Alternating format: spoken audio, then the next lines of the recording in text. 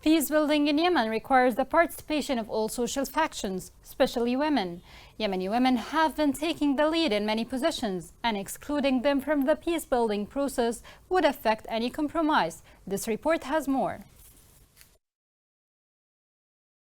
As Yemen's conflict enters its ninth year, there is renewed optimism that one of the world's worst humanitarian crises will be resolved.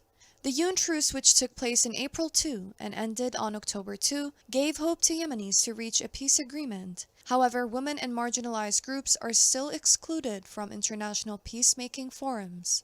Only 4% of the negotiators in the 2018 peace talks held in Sweden were women. Women's situation from this framework is a direct result of their exclusion from public life and political participation. Despite women being seen as victims from places around the world, they have always participated in organizations as human rights activists, and they are still very active in peace-building efforts, especially at the local level. The UN-backed Yemeni Women's Pact for Peace and Security initiative aims to strengthen women's leadership, increase participation and inclusion in negotiations, and serves as an advisory board to the UN Special Envoy's office.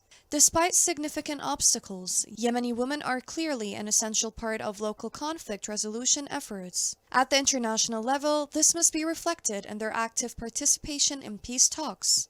Peace for Yemeni women goes beyond the absence of fighting, which is the main goal of the ongoing negotiations, but instead it's a lack of oppression, violence, and fear, and the destruction of systems that support gender-based violence.